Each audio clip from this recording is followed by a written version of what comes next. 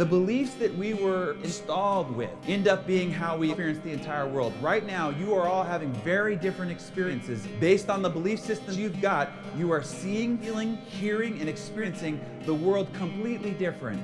Because when we are all born, we have no beliefs. We are a blank slate. We do not believe anything. But based on where this baby is dropped, in the Middle East, in the United States, in a rich neighborhood, in a poor neighborhood, all of a sudden this baby will get a belief system installed based entirely on where that baby is born. Said by the time a child is 3 or 4 years of age, the neurosignature of that child matches the neurosignature of the adults that have influenced that child to that point. That child will have that neurosignature for the rest of their lives. The belief system has been downloaded. It's like taking a software program and downloading it onto a hard drive. It's now installed. The behavior, the choices, the philosophy, the views, the perspectives, the philosophies from that point will always be viewed from the prism of that belief system. Our parents are our deity.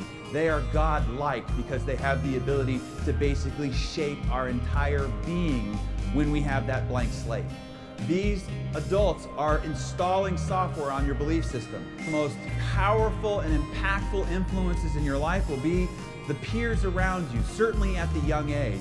The sports you got involved with, the people that you hung out with, the places that you went were all influenced by your peers. And then all the experiences that happened within those environments were installed on your belief system. You didn't get a chance to vote on it. You were just taught based on the belief systems of the people who were teaching you. It's actually a survival mechanism. Acceptance is not a choice. It's a mechanism of survival in order to connect and stay safe with the adults that are protecting you at that point. Your name, your language, where you live, the school that you go to, and what you were to believe were decided for you. You did not make a conscious choice about any of them. And then also what you observe. As you travel, particularly as a young person, and you start seeing what other people are doing, what other people are believing, is all being installed in your belief system. Depending on where it is that you were born, you have different, passionate, vigilantly decisive opinions different between what these two flags indicate. And mostly your decision has been based on belief systems that were installed before you had a conscious ability to make a decision about it. And they've evolved over time, certainly. Right here we have a whole smattering of prophets, gods or deities. And we think, whatever we believe in, everybody should believe in, and that's all that everybody believes in. But what's interesting to know, just statistically, just by the numbers, Hindu, there are 940 million, 13 million Mormons, 14 million Jews who believe, Moses the prophet, the Buddha, 376 million people, the Christ, 2 billion, Muhammad, 1.5 billion. Yeah, there's a clap over here. I trust we go somewhere else, there's going to be a clap for the Muhammad. It's different belief systems. It's all good. I'm not saying one is better or one is right or one is wrong. That's not it. The whole point is, where did I get these belief systems? And maybe recognizing some other people have some belief systems, and maybe those are just as good or just as valid for them, for whatever their purpose is. And there's a billion people who said, I'm not buying into any one of these teams, and they're atheists. This symbol has impassioned more people to evangelize, to be born again, to make a positive difference in people's lives. This symbol has also created more wars and more bloodshed than any other symbol in the world.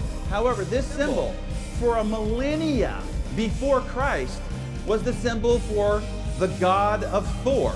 This was the symbol of his hammer. For centuries before Christ, this was on a Celtic coin. Before Christ was even born. Do you know when this became the symbol of Christ? 4 centuries after his death, when the Constantine emperor finally decided that Christianity can be tolerated. This is the symbol that they took on. But this symbol has people fanatical about an opinion, a belief system, when we have given it its meaning. What does this symbol mean? For a lot of people, this means the Antichrist. This is a satanic symbol. But do you know how this symbol came about? St. Peter, who was martyred and who was crucified upside down. This was the symbol that was used to honor St. Peter. How about this symbol? It's a Greek Orthodox cross. It's on their flag. But if you paint it red, it means something totally different, an American Red Cross. And there's so much passion and energy behind each of these symbols that we've given the belief meaning of. This is one of the most religious symbols for Ireland and for the Celtic tradition. but it's also the symbol that's used for neo-fascist.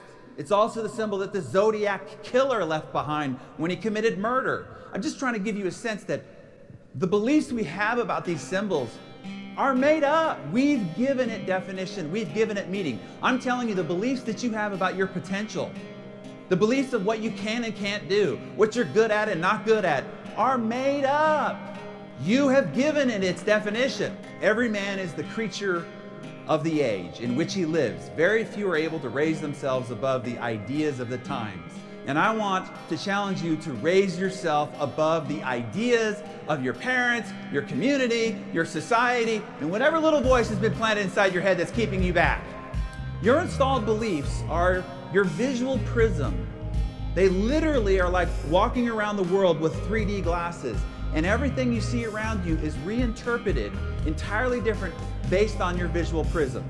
You go through the world with this prism in front of everything around you, every experience, and everything is filtered through that prism. And so here's the world that is without your prism. All of a sudden, based on whatever belief system you were given, the world can be this thing that is very ugly, very difficult, very hard, lots of struggle, lots of suffering. Your belief prism could make the same world be hostile, violent, dangerous, fearful. Your belief prism can make the same world be happy, wonderful, beautiful, abundant. And the only difference is not the world, it's the belief prism that you have looking at the world. Now, your beliefs end up becoming your identity. You end up wearing a mask of the things that you have determined make up who you are. And that mask can either be, I am worthless, I am incompetent, I am powerless, I'm dependent, I am victimized, I'm suspicious, or it could be, I am worthy, I am confident, I am powerful, I am loved, I am trusting, I am accountable, based only on your belief system. Once these beliefs are installed, you can only see the world through this prism. So everything you hear, everything you see, and everything you smell is being filtered through this reticular activating system. If not, you would go nuts. All this sensory input, you would explode. Your nervous system could not handle it. So its job is to filter and vet. But what's happening is it's filter and vetting out what's right, what's positive, what's possible, that's outside of your existing belief system. There could be all sorts of crazy noise, but then all of a sudden somebody says your name and you hear it. That's your reticular activating system. It matches what it is that you already know or what it is that you already believe. Holy crap! All these people bought the same car. The reality is they had already existed there, but you didn't actually see them because you weren't looking for them. Now all of a sudden your reticular activating system is activated about that particular car and you see it everywhere. Your prism becomes your prison. And this is what holds back opportunity. This is what keeps back love. This is what keeps back intimacy. This is what keeps back happiness. And this is what keeps you back from being able to break through and become a leader. What you believe controls your entire body. Your belief system will kill you. Unquestionably, if you have an unhealthy, fearful belief system, eventually it will break down your immune system, it will keep you fat, it will keep you unhealthy, it'll put you in cardiac arrest danger. All dictated by your belief system. The truth is that it was somebody else's opinion, and that opinion was bullshit. Once these belief systems are installed as a small child, we go through the entire world just reinforcing the belief systems we've already got. We interpret information that comes to our senses and then we mold it to fit the way that we want the world to be, and not necessarily how it really is. It's a process called belief confirmation. And this is the reason why you can give a convincing argument to somebody, intellectually destroy their ideas and opinions, and they still will not hear it because they only actually take in what matches the belief they've already got. This is how the reticular activating system is looking at the world and matching up with what it already believes. Seeking what it is that you're looking for. You're looking for that which reinforces, and sometimes that which reinforces is your own self-talk. All they're doing is looking for validation to their existing belief system, and that's all they can see. Filtering.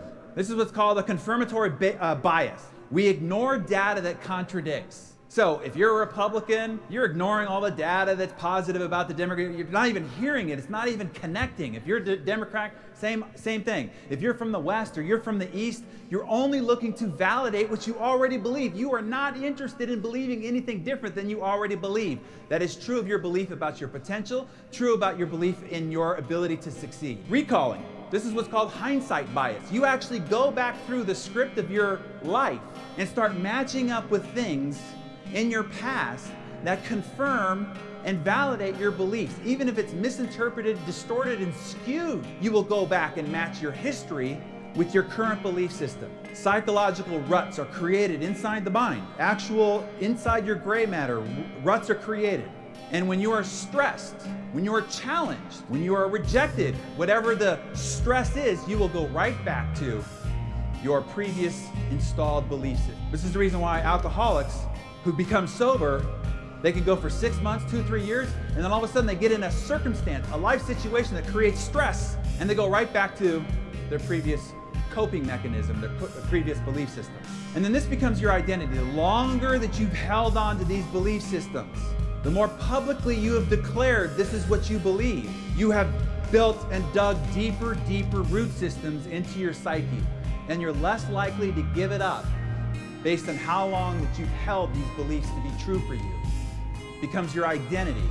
And I'm telling you that as a warning. For some of you, some of your beliefs that are holding you back, that are limiting, that were installed without your consent, have been growing for a long time, and it's going to be difficult, but you can extract them. I'll show you how to extract them.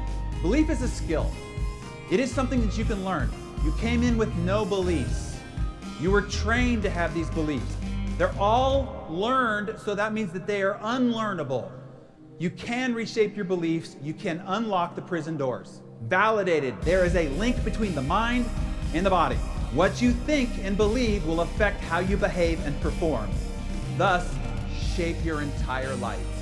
All your behavior, all your choices, all your outcome, all your performance is entirely shaped by your belief system. Change your belief system, you'll change the rest of the continuum. Your habits are obviously just behavior. They're actions repeated over time. And that time compounds either a positive habit into a positive trajectory or a negative habit to a negative outcome. Now, behind behavior, we know, are choices. The choices that you make are the control center of your entire life. That activates this entire continuum. Why do they keep making bad choices? Why? They know they need to make a better choice. They want to make a better choice. They desire a better choice. Why do they keep making bad choices? And oh my God, that's the essence of this whole thing. Behind it all is belief. Whatever they believe is what's dictating their choices. So that's where we've got to go. We've got to take the tree from the roots and extract it and plant what it is that we want in that ground. To identify what belief is holding you back. What do I have to believe in? And then compare and contrast that. Well, this is what I need to believe, but oh shit, this is what I believe. You have to immerse yourself in the contradictory belief systems, the ones that you want to have, the ones that compel you to move forward. So how do you immerse yourself? Number one is information. Surround yourself with positive, abundant-minded, prosperity-based information. Saturate your mind with positive, instructional, informative information. And then your association. The people that you are surrounded by will have the most indelible impact on your future belief system. Huge impact. Trust me, the associations you had in your past are the reason why you are the way you are right now. If you want to be anything different, you got to get around some different people to take you where you want to go. You have to act. You have to step forward. The definition of courage is, in the face of fear, do it anyway. Feel the fear and do it anyway. Whatever you're most afraid of, listen to me very carefully. I want you to hear this. I want these words to break down any limiting belief system, any limiting belief bars that are still holding you back. You are worthy. You are capable. You can do this. You will prevail. I believe in you. Thank you.